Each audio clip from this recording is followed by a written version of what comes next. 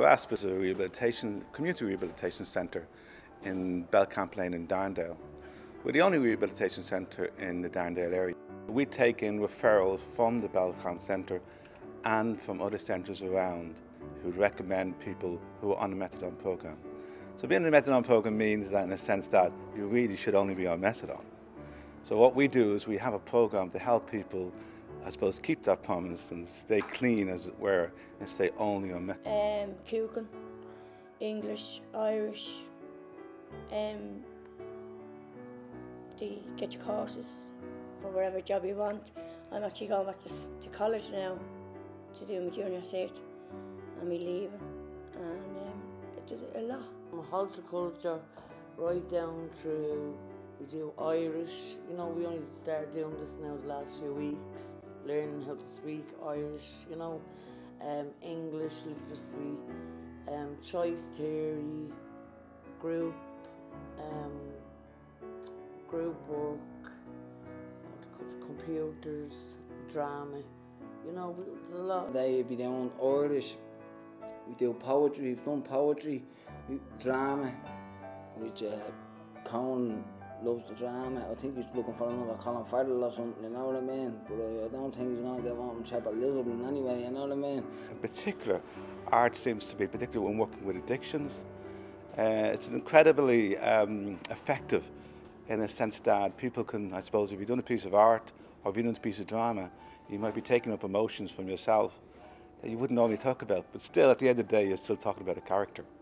So it can be not yourself, but then again you are talking about yourself. So you can have a reasonable amount of confidentiality and be yourself in a safe place. Well, we're in the Access Centre in Ballymun today, and what we're doing is it's our summer project. We always try to pick out a specific summer project for each summer. This year what we're doing here is the participants are doing a radio documentary, and what they're doing is, I suppose, they're talking about excerpts from their lives from the addiction perspective, and from growing up in the Darndale area and what it was like. Not so much focusing on tragedy, but they could talk about some tragic periods. They could talk about, and then be talking about some funny stuff.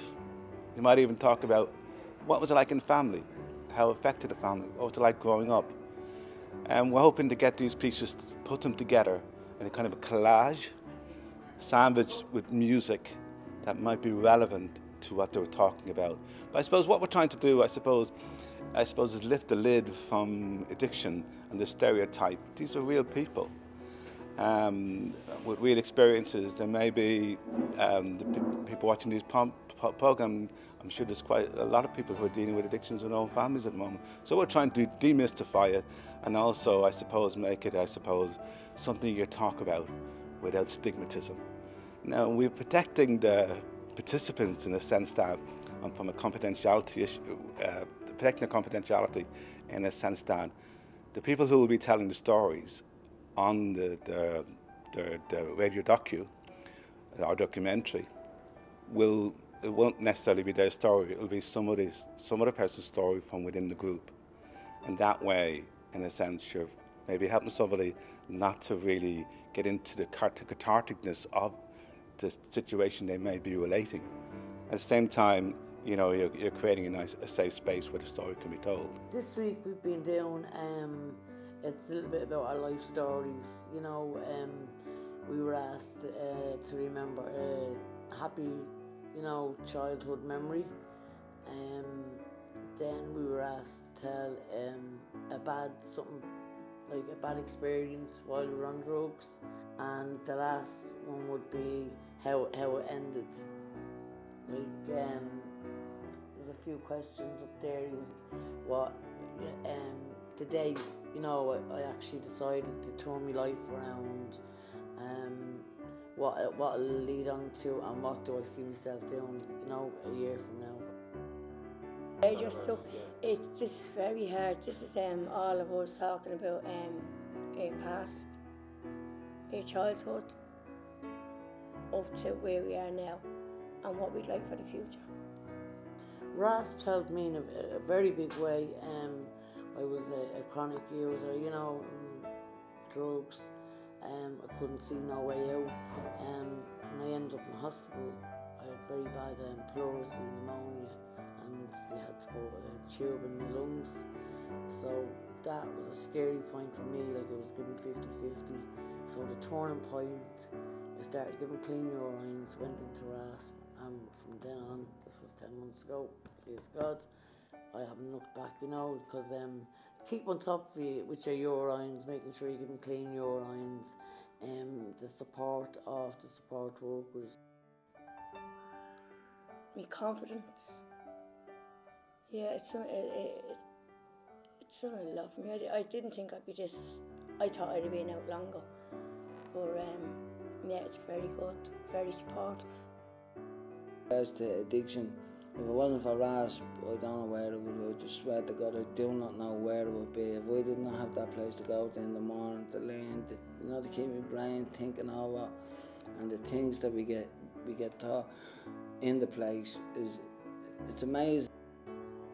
The confidence as well, yeah, it does, you know, because people in the streets now are actually stopping and talking to me, and, you know, well, at least I like to think I'm not referred to as that, you know, junkie is a horrible word, I hate using, you know, but I'd be lying if I said people didn't say that. They do still say to this day, you know, all of the damn junkies, you know, myself now I'd like to class as addicts, you know, recovering addicts in addiction, you know. My drug of choice was heroin, and it was sitting at home, rather than sitting at home thinking about it, you could just go over there. Now even if you're not on it, the programme, you can still go over and talk to somebody, do you know what I mean? But with me now, it's getting me up, motivated, it's getting me out, meeting people, where I was real shy and skinny and wouldn't talk to people and real low self-esteem. So the job has done a lot for me. I was like a size 6. I was very bad. I was close to like death. I could say, like, if I didn't get into Rasp, I probably would have been found dead, because that's the road I was very, very bad, you know. If I hadn't got checked out, like I wasn't living in my mother's that time, I got sick and ended up in hospital. That was my turning point, you know. My mother took me back in. It's either my way or the highway, you know. She never really would throw us out, she'd just say that. But yeah, it was either that was it, you know, continue on the way you're going, which I wouldn't have lasted much longer to where I am now. I can't speak for everyone, I can only speak for myself personally. Rasp gives me a reason to wake up in the morning. Not saying anything about my children, it just gives me a reason to get up, and I look forward to going in, and today's a new day, and just getting on with it, you know what I mean? And I just like learning. I didn't realise that. See, I want to work with horticulture, gardening. So I have to go back to do science, because you need the science for the gardening and all that, so I have to go back and do that. I'm at the moment, I'm involved with movies extra through Conan, my drama teacher, you know. I looked at something, saw something on the web, they were doing interviews, and I went, you know, even while I was on my holidays from the course, I went over and done it. So, you know, and I've done a hairdressing course, qualified, so it's a few good things like I'm after getting, and I'm only there 10 months. I'm stable now, you know what I mean? For the first time in a long, long time in my life, I'm stable. And there's nothing more happy or proud to me when my children say to me, like, Dad, you're going to work in the morning. Do you know what I mean? Like that, like on the phone, like, I am work this week, you know, like, it was never, my life was never like that. It's the first time I ever had a job in my entire life, you know what I mean? So I am very, very proud. If you want to take home what you work for, of course it works for you. Do you know what I mean? I always thought I'd relapsed, probably end up back on drugs, and I'm clean now, just 2.5 years, and never thought I would.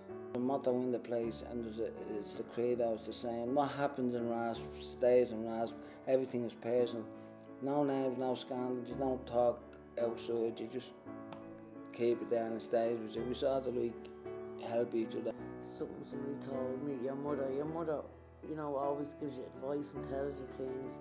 Why would your mother put you wrong? You know, like that. And that's something that's like, Jesus, yeah, my ma told me this, that and that, and my father, you know, why would your parents put you wrong? You know, they only want to put you on the right path.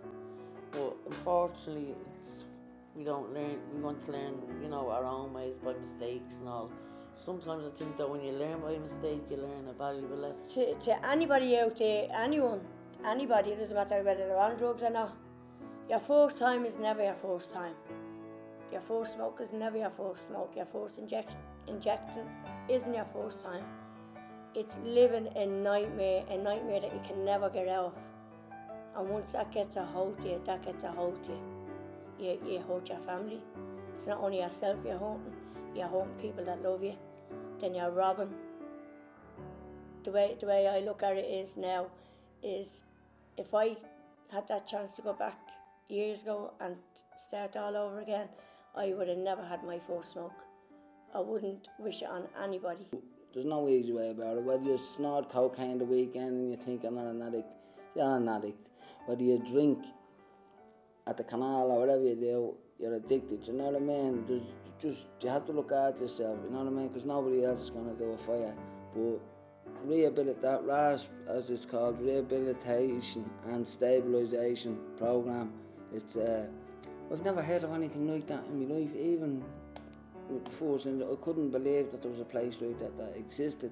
So it was a great brainchild, whoever came up with the concept for it, you know.